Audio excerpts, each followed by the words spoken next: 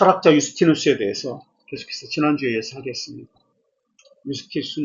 유스티누스의 사상에 대해서. 유스티누스의 관심사는 진리였습니다. 유스티누스의 관심사는 진리. 그러니까 그것이 진리인가 진리가 아닌가.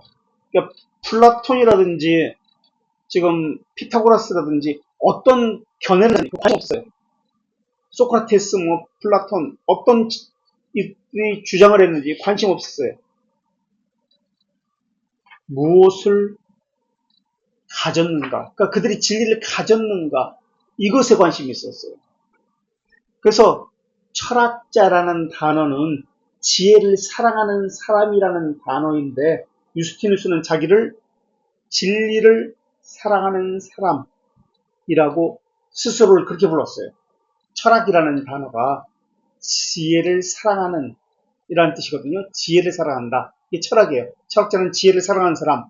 이 사람은 진리를 사랑하는 사람이라고 했습니다.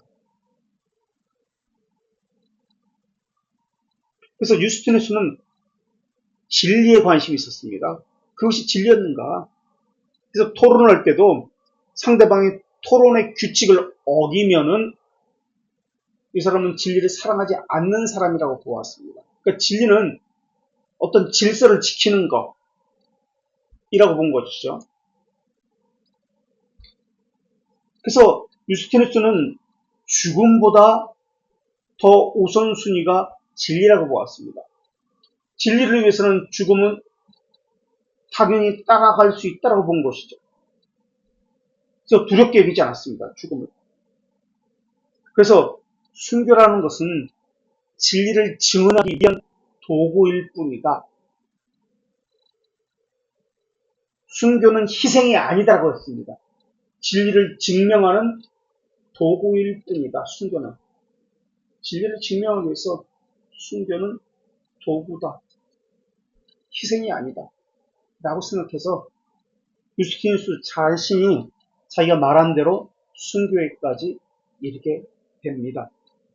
그러면서 예수님이 빌라도 앞에서 요한복음 18장 37절에 보면은 내가 진리에 대해서 증언하기 위해서 이 세상에 왔노라고 빌라도에게 이야기합니다. 진리를 증언하기 위해서 이 세상에 왔다. 라는 말씀을 가지고 유스티누스는 자신도 진리를 증언하기 위해서 존재한다. 무엇을 하든지 진리를 증언하기 위해서 한다라고 생각했던 사람입니다. 그래서 우리는 궁극적 목적 또는 최종적 목적과 종속적 목적 또는 과정적 목적이라는 것을 배웠습니다. 궁극적 목적은 최종적인 것, 더 이상 어떤 목적이 없는 것을 이야기합니다. 최종적으로 이루어지는 것. 그러나 종속적 목적은 이 궁극적 목적을 달성하기 위해서 수많은 과정 가운데 있는 것입니다. 그래서 종속적 목적은 여러 가지 것이 될 수 있습니다. 그래서 순교도 될 수 있고 봉사도 될 수 있고 예배도 될 수 있고 무엇도 될 수 있습니다. 헌금하는 것도 될 수 있고 기도 될 수 있습니다. 그러나 궁극적 목적은 하나입니다. 진리를 위해서. 마찬가지예요. 유스티누스는 교회에 봉사하고 예배하고 기도하고 찬송하고 섬기고 철학을 하고 한 모든 것들은 바로 진리를 궁극적 목적으로 두었기 때문에 그렇습니다. 진리를 증언하기 위해서. 그래서 유스티누스는 철학자, 기독교 순교자, 이 사람은 사마리아 출신이 있기 때문에 사마리아인, 성경 해석자, 또 기독교를 변증했기 때문에 변증가 등 여러 가지 이름으로 불립니다. 유스티누스는 진리가 예수 그리스도의 인격 안에서 나타났다라고 본 사람입니다. 예수 그리스도의 인격 안에 진리가 나타났다. 그래서 예수 그리스도는 사랑의 중심이고 진리 자체다라고 보았습니다. 유스티누스의 이름으로 쓰여진 작품들이 여러 가지 있는데요. 명확하게 유스티누스가 썼다라고 이렇게 검증된 것은 3권입니다. 또 여러 가지 유스티누스의 이름으로 알려진 것은 많이 있습니다만은 그러한 모든 것들은 이제 정확히 검증된 것은 아닙니다. 그러나 3권 있는데요. 검증된 것이 하나는 제1변증서, 또 다른 하나는 제2변증서, 또 다른 하나는 유대인 트리포와의 대화라는 세 권의 책입니다. 지금 우리 교재도 나오죠?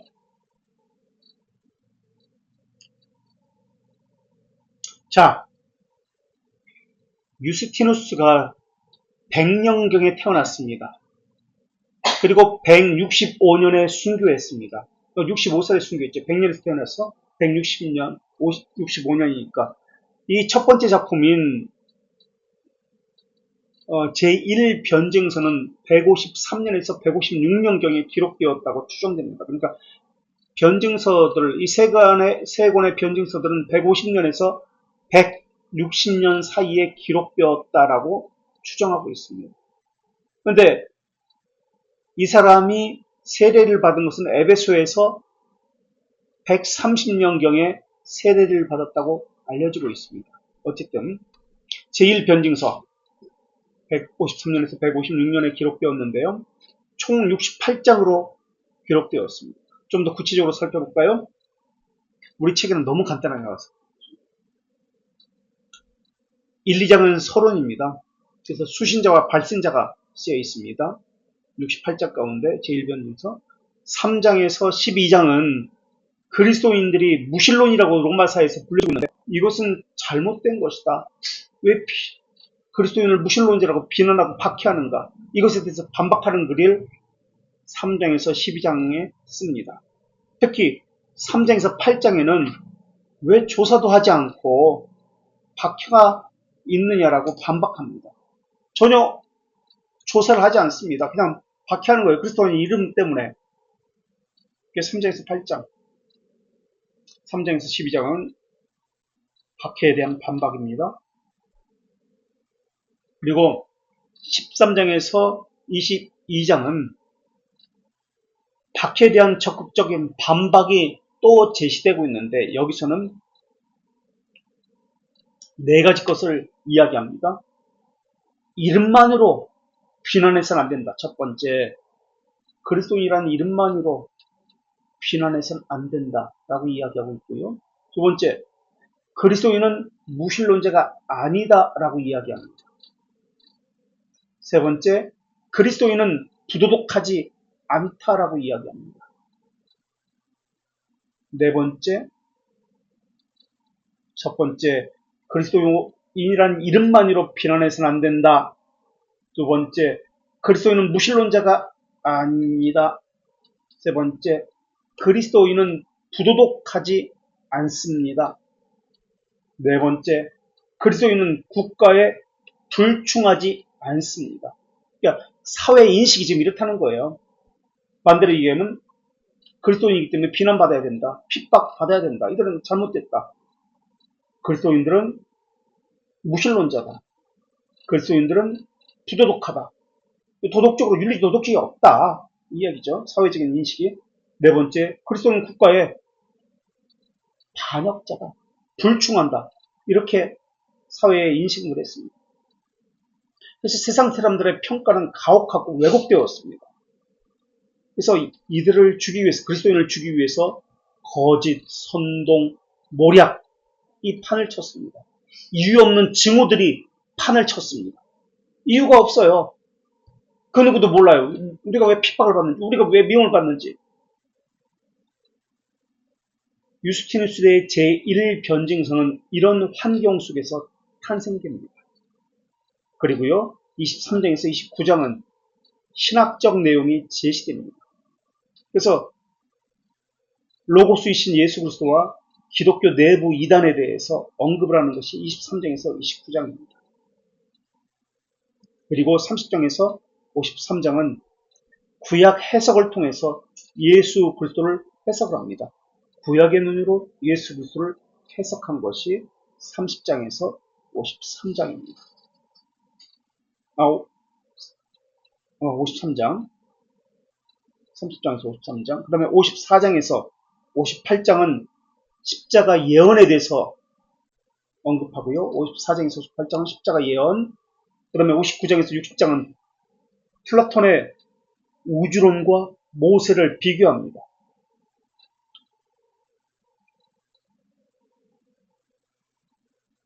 59장에서 60장까지는 플라톤의 우주론과 모세를 연결시키고요. 그 다음 61장부터 67장까지는 기록 목적, 그리스도인들에 대한 바른 법 집행을 요구합니다. 그리고 마지막 68장은 당신들 로마인들이 좋아하는 철학이라는 개념이 이성을 따라서 판단하는 거 아니야. 이성을 따라서 지혜를 사랑하는 사람들 아니냐. 그러니까 이성을 따라서 바르게 판단하라라고 촉구합니다. 사회적 비난에 대해서 여론만 가지고 이야기하지 말라. 증거를 가지고 이야기해라. 이성으로 판단하라. 그래서 철학이라는 단어를 사용해서 이야기합니다. 그래서 그리스도인들이 어떻게 사는지 봐라. 무조건 정죄하지 말라. 그리스도인이 무엇을 믿는지 봐라. 그리스도인들이 무엇을 고백하는지 봐라. 어떻게 예배하는지 봐라. 어떻게 신앙생활을 하는지 봐라. 바르게 알고 판단해라. 라고 촉구합니다. 정확하게 알고 판단해서 그렇게 핍박을 하든지 판결을 하라라고 반복적으로 이야기합니다. 이것을 오늘 우리에게 적용해 볼까요? 이것은 우리에게도 시사하는 점이 많습니다. 왜 교회가 미움받죠? 왜 핍박을 받죠? 교회의 존재 이유는 무엇일까요? 국가와 사회에서 기독교는 무엇을 하는 존재일까요? 사람들은 그렇게 이야기합니다. 사회로부터 교회가 미움받는 이유는 도덕적 순결 때문에 순결함이 없어서 교회가 부도덕해서 그렇다. 국가의 불충해서 그렇다. 지금 초대교회에 있었던 핍박하고 똑같이 얘기합니다. 너희들 윤리 도덕적으로 문제가 있어. 라고 이야기합니다. 너희들 국가에 대해서 비난하고 있어. 불충하고 있어. 너희들은 너희들만 아는 자들이야. 무신론자라고 이야기합니다. 타협이 없어. 초대교회에 있었던 이런 논증들과 똑같이 오늘날도 이야기합니다. 그럼 하나씩 유스티누스가 말한 대로 짚어볼까요? 정말 교회가 부도덕하고 불충하고 무신론자고 이유 없이 미움을 받아야만 되는 존재인지 하나씩 짚어볼까요?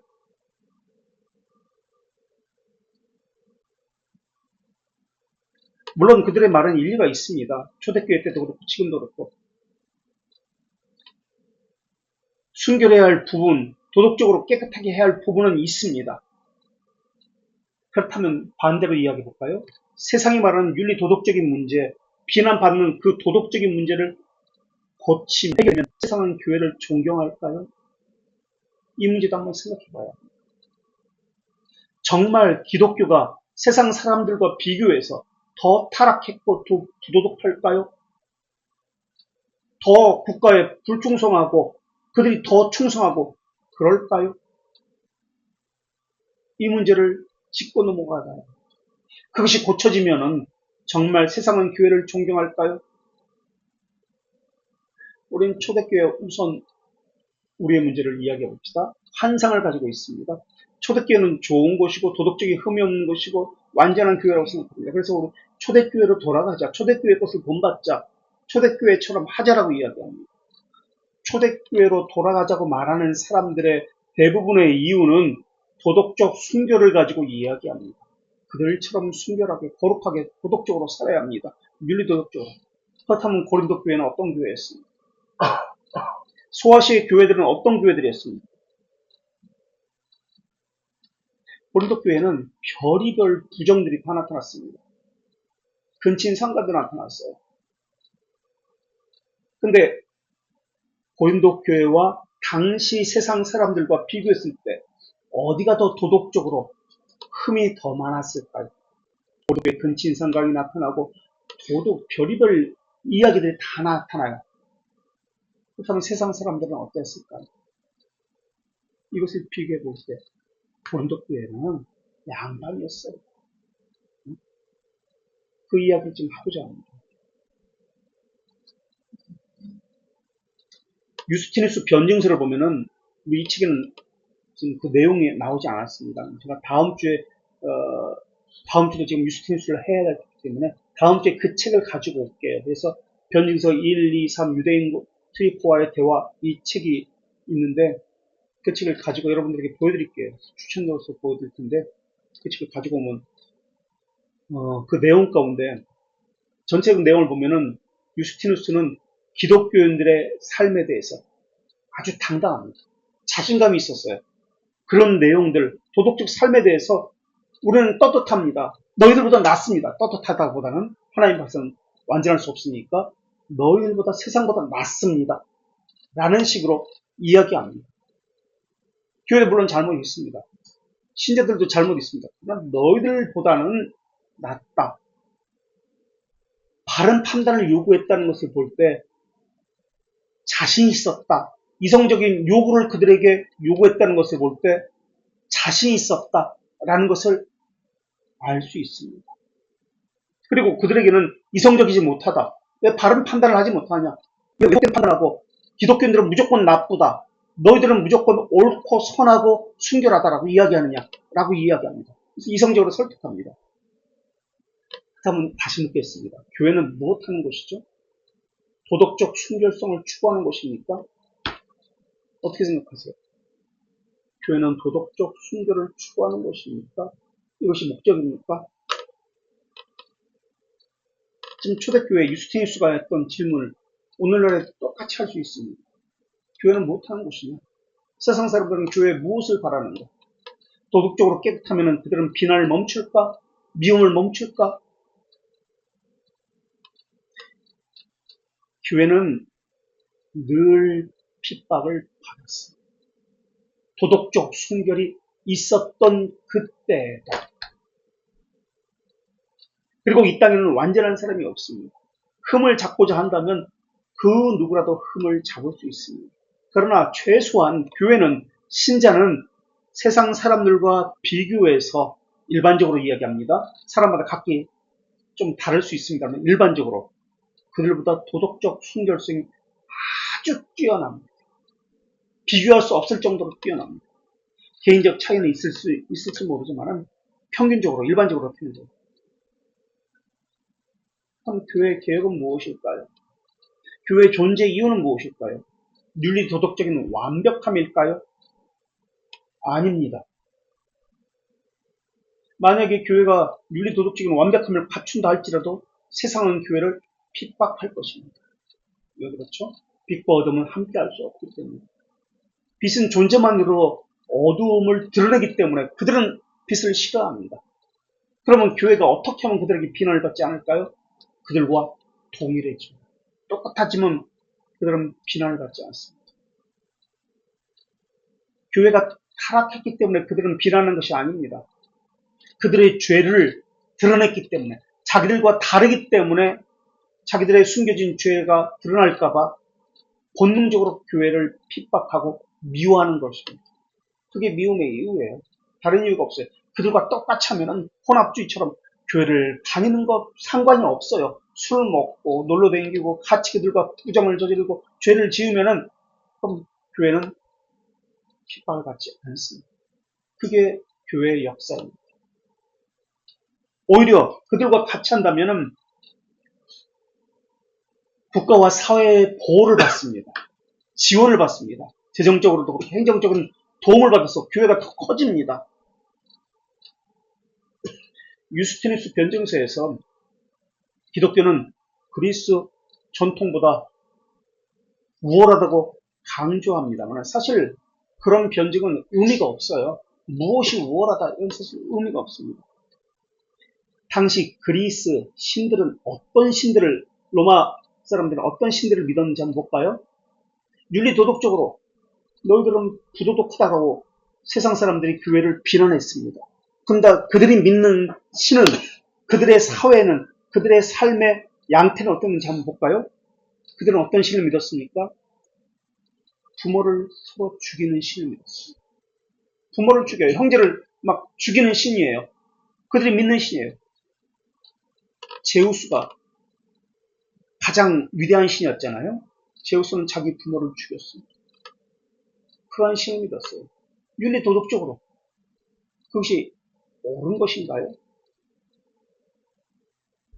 그들은 부도덕에 대해서 관심이 없었던 사람이에요.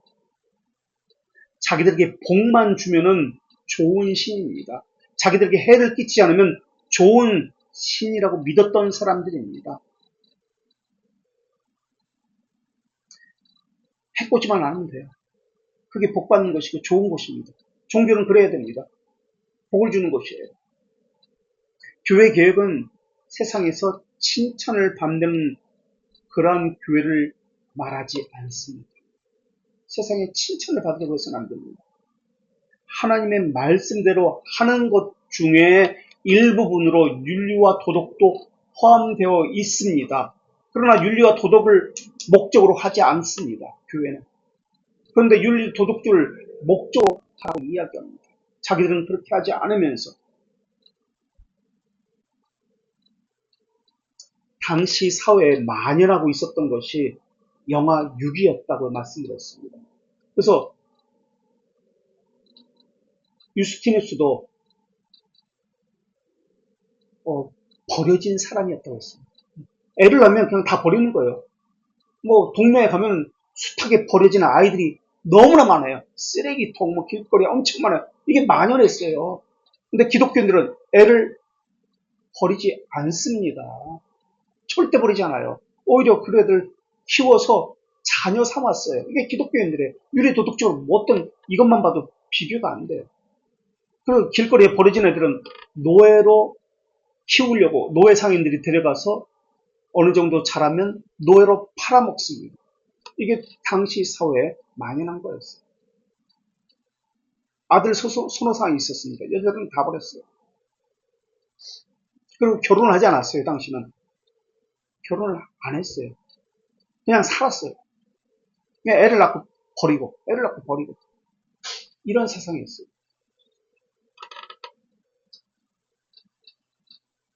제2변증서는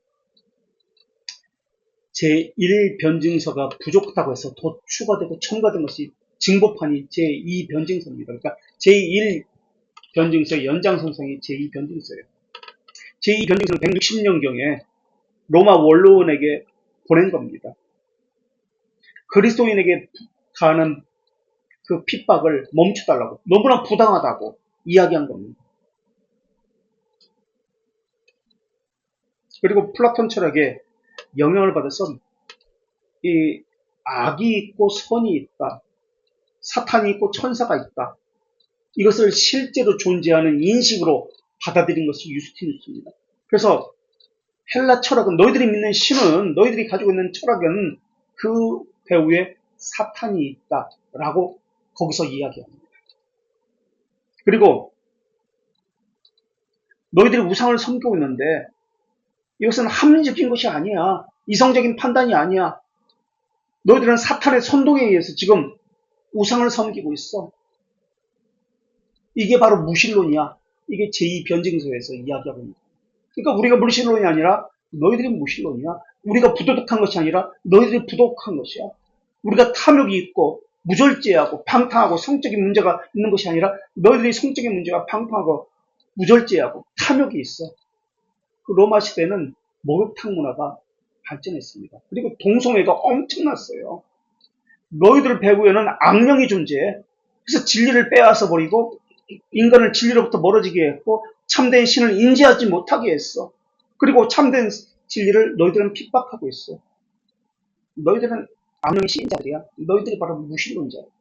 이렇게 이야기합니다. 그리고 소크라테스 자체도, 이런 철학자들도, 소크라테스 하면 그냥 그리스에서 제일 존경받는 그런 사람이잖아요. 소크라테스도 악령의 희생자다라고 이야기합니다. 악령이 그들을 지배해서 그렇게 한 것이라고 이야기합니다. 그래서 그리스도인이 핍박받는 것은 너희들이 함께하는 악령 때문에 그리스도인들이 핍박을 받는다. 그래서 악령 때문에 지금 봐라.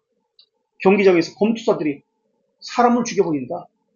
멀쩡한 사람을 다 죽여버린다. 목욕탕은 어떤가? 극정들은 어떤가? 동성애가 만연하지 않는가? 쾌락주의가 너희들의 사상과 철학 아닌가? 에피쿠로스처럼. 쾌락주의가 너희들의 사상 아니냐? 그 뒤에 다 악령이 있다. 그런데 기독교는 어떻게 하고 있는가? 기독교의 가르침은 몸이 성령의 전이라고 가르치고 있다. 우리의 몸을 거룩하고 순결하게 우리는 보존합니다. 이것이 우리의 가르침이다. 도대체 누가 부도덕한 것인가? 이것이 과연 핍박의 대상이고 부도덕한 증거인가? 이성이 있으면 말해보아라. 이렇게 이야기합니다. 기독교는 영의 순결뿐만 아니라 육체의 순결도 우리는 주장합니다. 그래서 한번 동성 같은 거 절대 안 한다. 이건 법으로 금지되었다. 기독교 법으로. 그리고 결혼도 일부 다처돼. 그냥 아내를 그냥 쉽게 버리고 남편을 쉽게 버리고 이런 거 전혀 없다. 이런 것을 조금 하나씩 이성적으로 변증하고 있어요. 그러면서 우리가 우월하다. 도덕적으로도 무엇으로도 우리는 절제와 겸손의 삶으로 탐욕을 미워한다고 변증했어요. 당시 결혼은 어떻게 했는 줄 아세요? 로마의 왕들이 결혼을 누가 했는 줄 아세요? 엄마가 했어요. 결혼. 남매 간에 결혼했어요. 자기 여동생하고 결혼하는 거예요. 이게 만연했어요. 사촌, 친척과 결혼하는 것은 당연했고, 다 사촌과 결혼했잖아. 그죠? 남매 사이에 결혼하는 거예요. 엄마하고 결혼하는 거예요. 이모하고 결혼하고. 기독교는 그것이 없었어요. 당시 결혼 방식에는 세 가지 것이 있었는데요. 귀족 결혼 방식이 있습니다. 귀족 결혼 방식은 부모가 너 이 사람하고 결혼해. 그럼 무조건 결혼했어요. 나 싫다. 이거에 대해서는 거부한다. 이런 거 정할 수가 없습니다.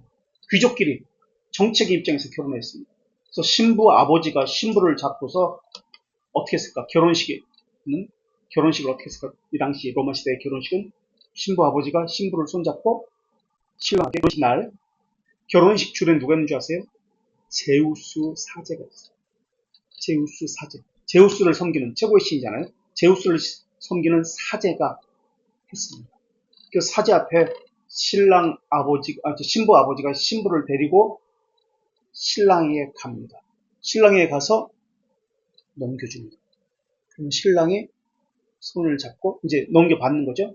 그리고 사제 앞에 씁니다. 그리고 언약식을 합니다. 언약식을 할 때 그 밀병이 있었는데 이것을 한 개를 가지고 같이 신랑 신부가 나눠 먹습니다. 그리고 언약 서약을 합니다. 그리고 하객들에게 언약의 그 떡을 같이 모두가 함께 먹습니다. 밀병을. 이게 결혼 방식이었어요. 이러한 결혼 방식을 신부 손을 잡아서 아버지가 신랑에게 건네주는 이 결혼 방식을 콤파레아 티오 방식이라고 합니다. 콤파레아 티오 방식. 지금도 그렇게 하잖아요. 로마식의 방식입니다. 신부 아버지가 신부 손을 잡고 신랑에게 넘겨주는 방식. 콤파레아 티오 방식. 결혼식 지금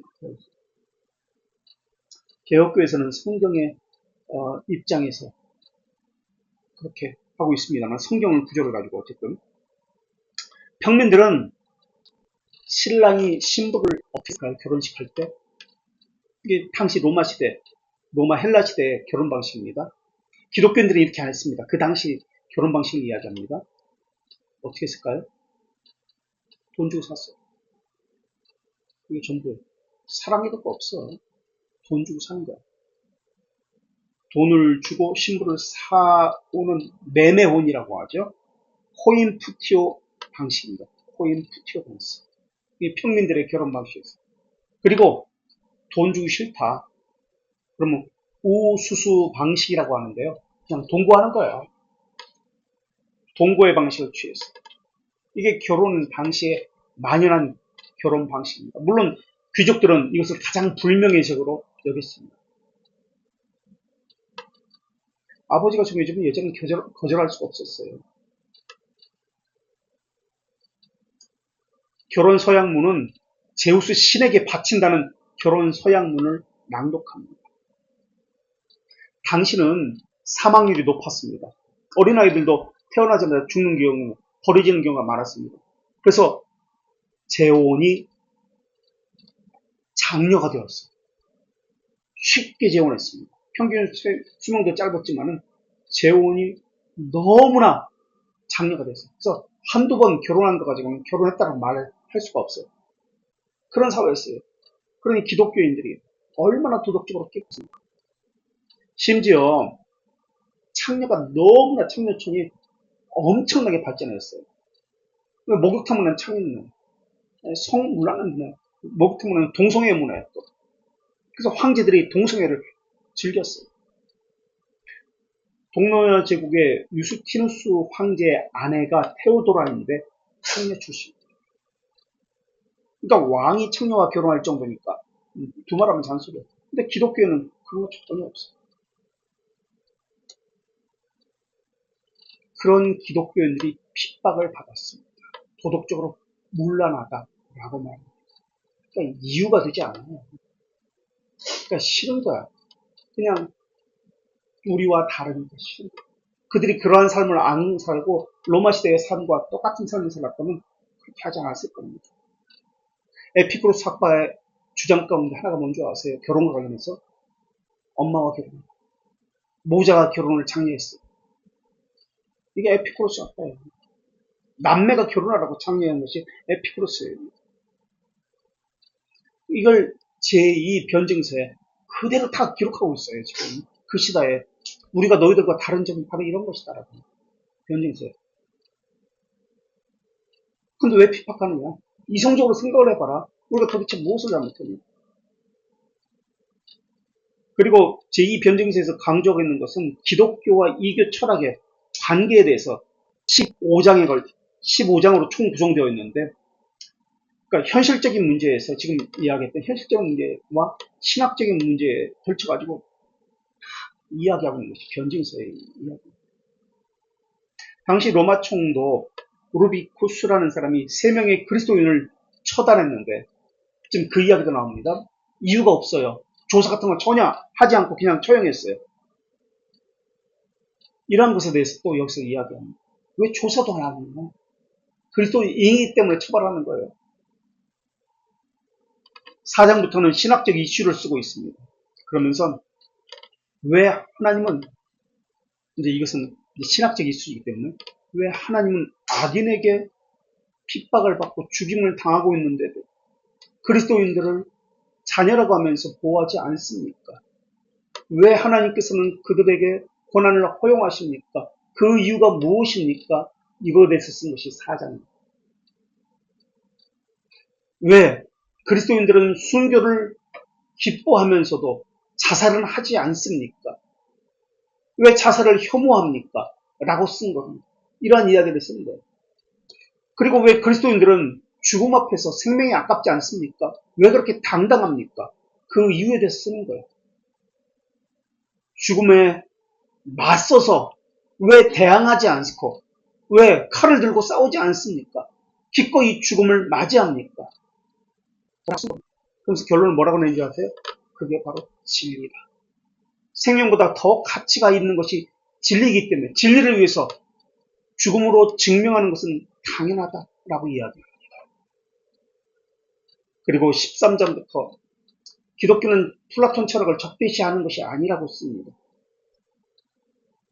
이것이 제2 변증서의 내용이에요. 이게 짧은 거죠. 추가됩니다. 세 번째로 유스티누스의 작품 유대인 트리폰과의 대화인데요. 이것은 좀 142장으로 구성되어 있습니다. 142장. 유대인 트리폰이라는 사람과 구약 성경을 가지고 이틀 동안 대화를 나누는 것이 이 유대인 트리폰과의 대화라는 책입니다. 이틀 동안 이야기하는 거예요. 그러니까 날짜로 보면 1장부터 73장까지 첫날, 둘째 날은 74장부터 142장까지입니다. 내용으로 보면은 날짜로는 이틀에 걸쳤으니까 두 부분으로 나눕니다만 내용으로 보면 5부분으로 나눌 수 있습니다. 1장부터 8장까지는 개인, 유스티누스의 개인 간증, 내가 어떻게 믿었는지에 대해서 도입부로 사용합니다. 그 다음에 9장부터 43장까지는 그리스도인이 모세율법을 멸시하는 거 아니다. 우리도 모세율법을 준수한다라는 내용을 이야기합니다. 9장부터 43장 모세율법에 대한 그리스도인의 자세. 그 다음에 44장에서 118장은 예수 그리스도의 메시아 사상에 대해서 설명합니다. 예수님이 메시아다라는 것을 논증하는 것이죠. 44장에서 118장은. 그 다음에 119장에서 141장은 그리스도인이 거룩한 상속자가 메시아의 상속자다 라는 것을 이야기합니다. 그리고 142장은 결론부로 참된 메시아가 누구냐? 예수 그리스도다. 트리폰 당신과 너의 친구들도 예수 그리스도를 믿어야 합니다라고 이야기합니다. 이게 세 가지 변증서의 내용입니다. 그래서 이 세 가지 변증서를 주제별로, 신학적 주제별로 살펴보면은, 첫째, 창조주 하나님과 피조물과의 관계에 대해서 씁니다. 신학적 주제로 5가지로 이 세 가지 변증서를 합쳐서 살펴보면, 첫째, 창조주 하나님과 피조물의 관계. 둘째, 구약과 율법에 대한 이해. 셋째, 그리스도의 이해. 넷째, 교회 이해. 다섯째, 예배와 성례 사이의 이해. 첫째는 창조주 하나님과 피조물에 대한 이해. 둘째, 구약과 율법에 대한 이해. 셋째, 그리스도의 이해. 넷째, 교회. 다섯째, 예배와 성례전의 이해. 아까 먼저 말씀드렸죠? 예배에서 율법, 회당의 예배 예전이 있고 성례전, 다락방 예전에 있다. 그 관계를 설명하고 있다는 뜻이에요. 이것에 대해서 신학적 주제가 지금 5가지로 요약해서 이야기할 수 있습니다. 그래서 유스티누스는 자기가 믿는 바에 대해서 논리적으로, 이성적으로 진리를 가운데 믿지 않는 사람들에게 우리가 무엇을 믿고 있다라고 설명합니다. 우리는 무엇을 근거로 예수 그리스도를 주라고 고백하고 있습니까? 우리는 어떻습니까? 이걸 우리에게 적용해 볼까요?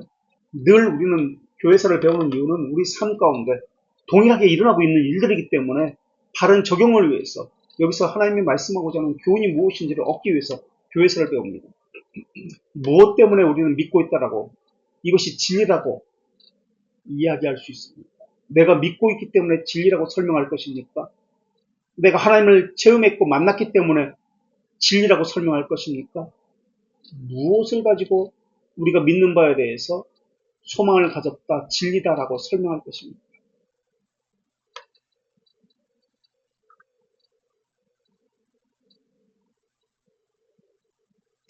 무엇을 가지고 진리라고 믿지 않는 사람이 설명할 수 있을까요? 지금 이 사람은 100년에 태어나서 130년에 세례를 받았습니다. 30세에 세례를 받았죠. 그러니까. 그리고 65세에 죽습니다. 그러니까 이 책을 쓴 것은 믿은 지 20년 된 시기에 이 책들을 쓴 거예요. 변증서들을. 내가 믿는 바가 무엇인지에 대해서. 우리는 어떤가요? 믿은 지 20년이 되었을 때 내가 믿는 바에 대해서 설명할 수 있을까요? 내가 믿는 것이 진리다라고 어떻게 설명할까요?